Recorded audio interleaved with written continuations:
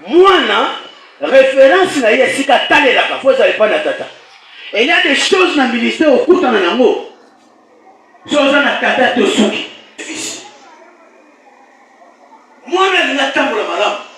Il faut ça na molimo et tata na katina. Est-ce que nous sommes prêts pour recevoir l'homme de Dieu? Sous proclamation, je fais appel sur cet état l'apôtre Pierre, notre président de la République des conférenciers. Chapitre 17, verset 6. Proverbe chapitre 17, verset 6. Nous avons deux versets. Le deuxième verset, tu reçois 2 Rois chapitre 2, verset 11. Dit la 15e verset. Prenez place devant la communauté. Vous avez pour un message riche. Zui na tongo na lelo to pambolami Zambe azongisa esika yango euti.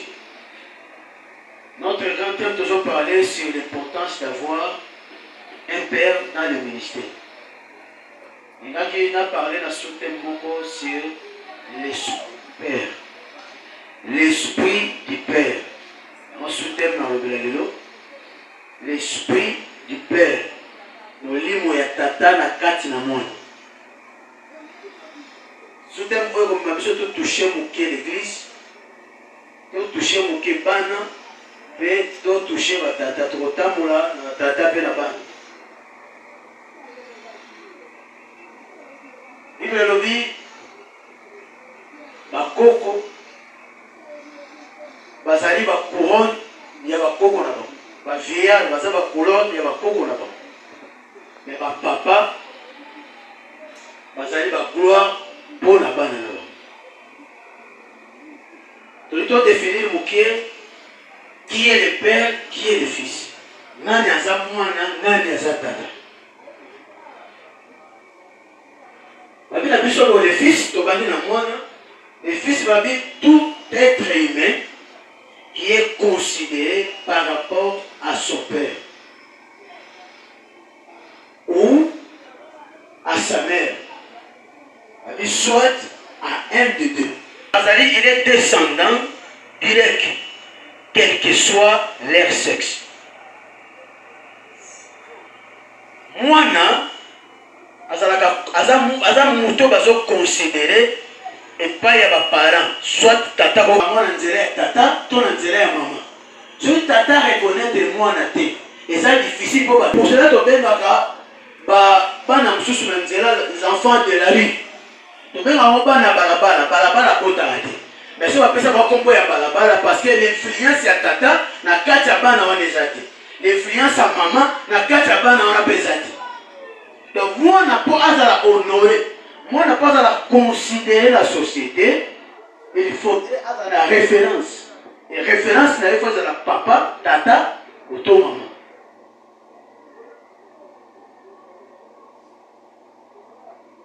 Moi, au soit des fils, c'est celui qui a l'esprit du père. À lui. Souvent, ce qu'il a là, au moins, à celui qui t'a dans le moment, il a pondu. Au moins, à bande, il va botami, il va pondu. Parce que la sémence va continuer à garder là.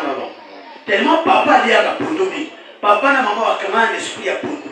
Après, va l'embêter au sous. Pondu est ça, et puis, bande wana, va se séparer au sous de la pondu. Parce que la sémence va continuer à garder là. Même dans les ministères, mon tout point est folié, madame. Mon tout présenté à oh, il parce que la Bible dit, on donne ce qu'on a. Moutuna Moussala Saraka, dans le ministère, Azo dépend de la OSO. Mais comment peut-on reconnaître un père? Vous voyez ma père, tata, est-ce que père spirituel, c'est-à-dire tata et église, mais si vous semblez là. Est-ce que fils spirituel, et ça pas de Dieu sur le temps sur la carte d'église là? Tu te fais un peu vraiment confusion qui tu as ensemble à l'église, père spirituel, père tel. Est-ce que faire au sein de l'église, pasteur on a tata spirituel là yo. Est-ce qu'elle fait à moi dans l'ensemble de l'église là yo?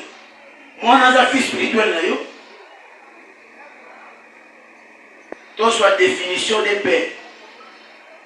Un père, c'est celui qui donne la sémence. C'est quelqu'un qui a un ovule qui a donné naissance à un enfant. Papa, ton tata, ton tata, ton papa, tes papa, c'est l'homme sous, tata, c'est l'homme sous. Tu vas expliquer la différence. Tata, à ça, vous appelez ça la sémence. Et sémence, il y a tata et le maman la vie. Attends, si monsieur Balobi, tata, azali mutu oyo, azala ovile na kati na ye, oyo, et c'est bota moine. C'est-à-dire, avant d'appeler quelqu'un père, il faut avoir la référence à Bana Oya Boti. Il y a Bana Oya Bisi. Aujourd'hui, même dans les ministères, tous gens de père, tous gens de père, comment est père est régné ma casse. Mais est-ce que réellement, tout le monde est père, ça va père.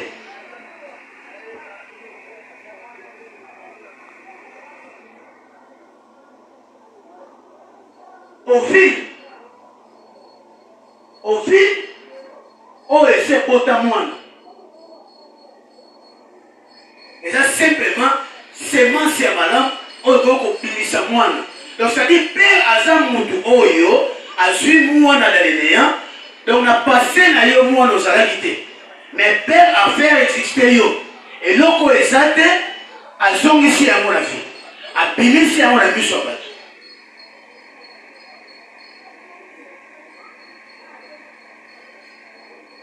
Donc, soit prophète, c'est ce que tu as dit, na sepelaka mingi. La partie B. La partie B, place on dit, Proverbe 17, 6b. On dit, la gloire des fils, ce sont leurs pères. Kembo ya bana, ezali, tata na bango. Awa, esika question, ezobima tango David a bomi chez Goliath, batuni, oyo aza mwana ya nani. Tomoni na gloire, tomoni na makasi ya bomi. Tout le monde a qualité pour ça la salle, mais abîmé le wapi. À ça, moi, non. Parce que gloire, oh, David a présenté, il faut que tout le monde a dit qu'on a oh, il a produit.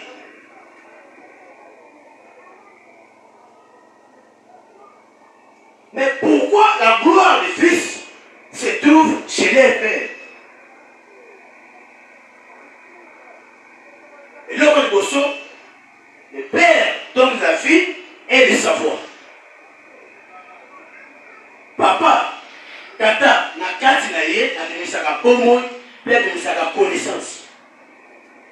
Moi na nyoso abotami na tata. Soza na biloko oyo omona na kati na ye. Eloko liboso sentir eza na vie, pe eloko mibale omona savoir, connaissance. Na merci de vous donner Aden, makila ya tata na kati ya mwana. Mwana oza na Aden ya tata te. Alors l'élément moko mélanger. Ya oso mona atani kombo ya tata moko ya Israël, motali makambo Israël asalaka na mwana anezate. Akota makombo makila, motali na kati ya mwana wana marque ya makila ezate. Donc c'est-à-dire tata so akoti mwana. Quand un ministre a bâti moine, aussi moine dans les néants, on peut considérer fils spirituel. Et ça, quand on a malobate, mais il faut tout le monde a atteint na yo na kati ya moine. Il faut tout le monde a groupe sanguin na yo spirituel na kati ya moine. Il faut tout le monde a évolution na moine le quoi je évolue.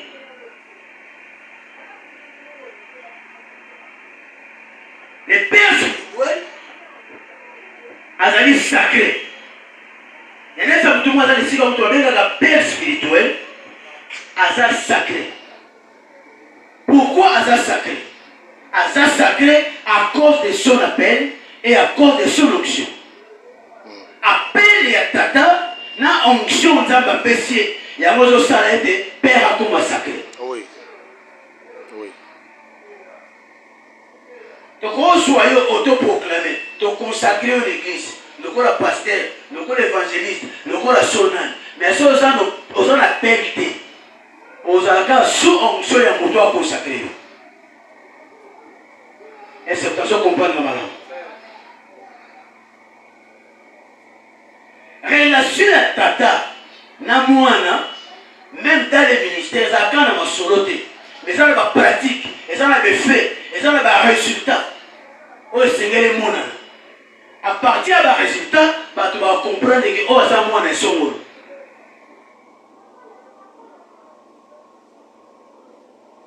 Comme sous, tu as la conférence au Mona Luanda.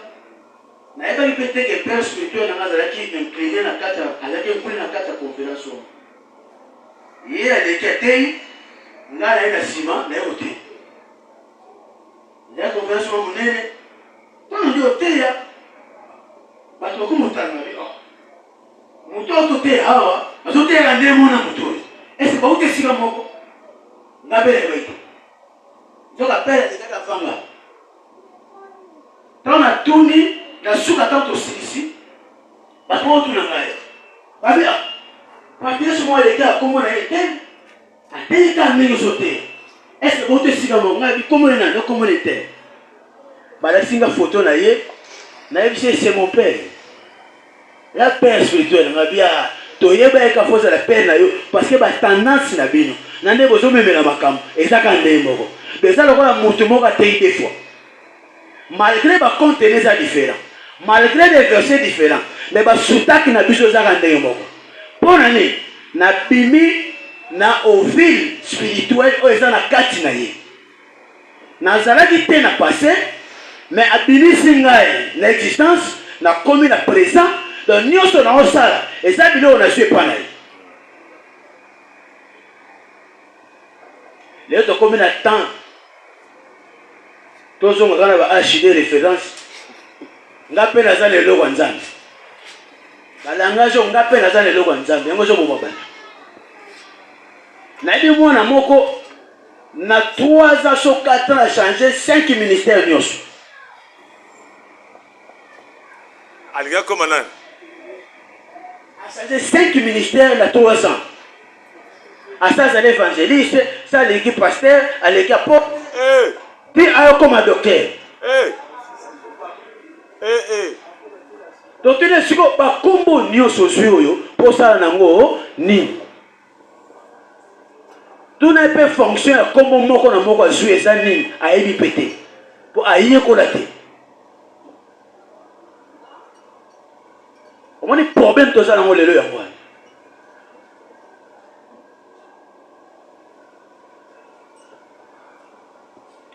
Dans le cas sacrificatif, et ça c'est le mot très important, il faut te reconnaître pas et père.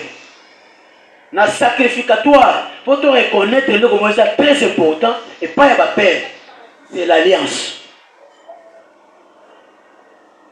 Un père. Si on a pris à Souka Bomba, et ça par rapport à l'alliance. Au cas où on soit peine, je suis en train de faire un qualité.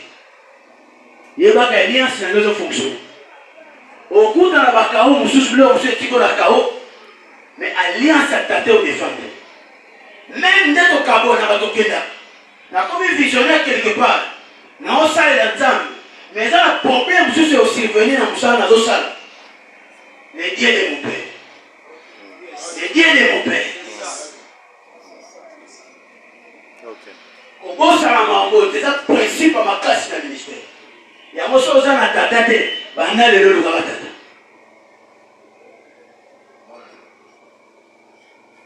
Quand on a des délivrance, on a des délivrance à Moutou. Moutou a Kouéi, mais il y a une manifestation à ma classe. Et la 6 000 autres, nous sommes comme on va libérer dans le sud. Dans le sud. Dans le Pana, il y a un ministre qui a dit que il y a aussi mal beau. Tout ça intéressant. Tout ça est simité.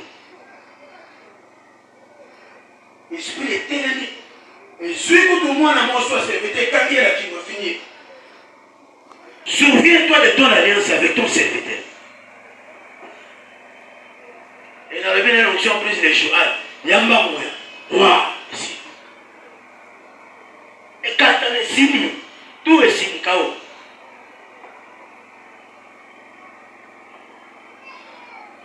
Et ça va principe au Seigneur de ce tobo salati. Tozana ba papa, pe tozana tata, tozana père, pe tozana papa. Et c'est important il va makambo. Nani oyo aza papa. Papa balobi aza homme mature ou plus âgé que ceux qui parlent de lui. Vous trouvez bien papa, aza quand mutumo aza plus âgé par rapport à bateau bazo bengaï.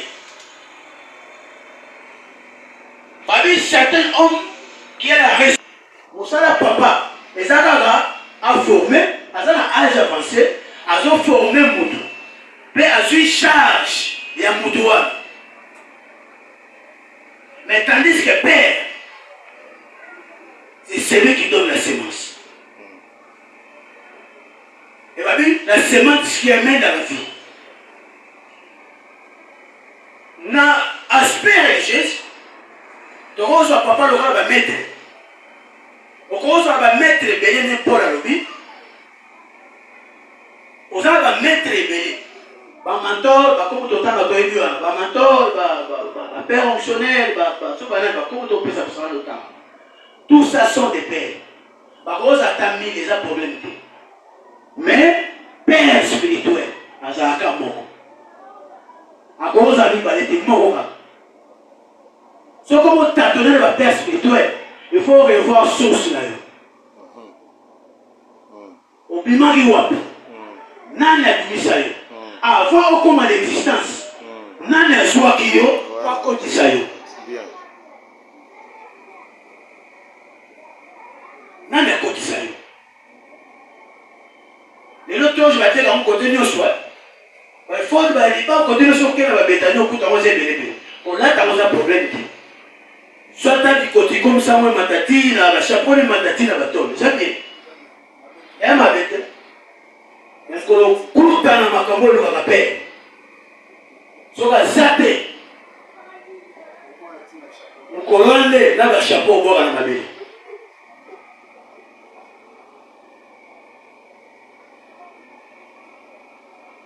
Tu vas qu'à valer, il y a peine, quand tu l'as mis.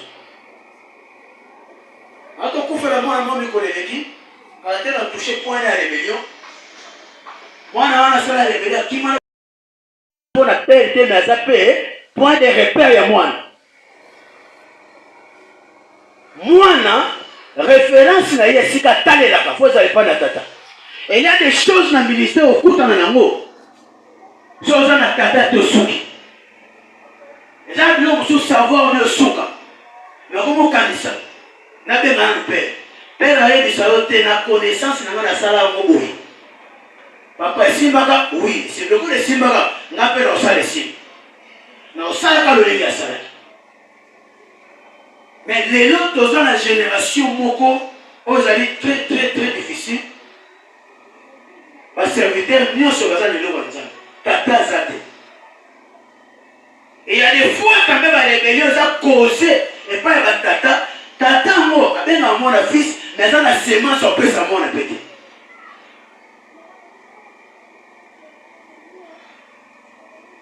Pourquoi ça va dans le ministère? On a prié, pour ça, on a gêné pour que les bangomba et ça pied, ça m'a pété. Mais il y a un mot de réalité du ministère. Et ça m'a camoussou et au Suisse, on a la tête. On a une solution pour la place où tu as été. Il y a un monde qui pasteur moi ça battu belé ana grâce ma casse mais azolo ka mentor pour azola ta conseil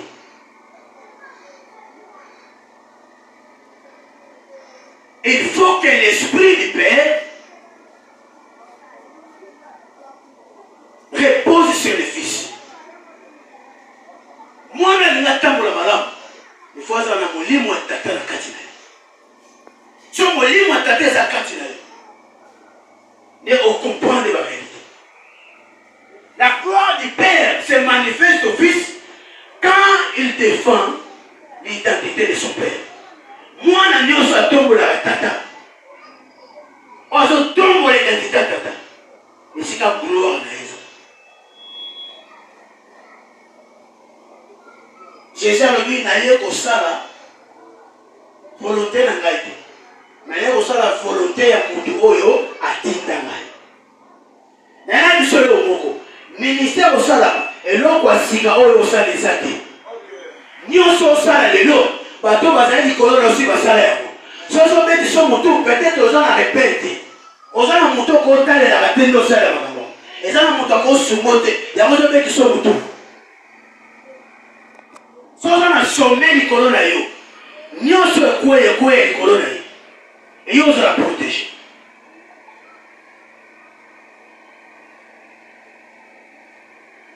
Est-ce que nous t'accordons le amen? Donc, dans le livre 1 Corinthiens chapitre 4, verset 17.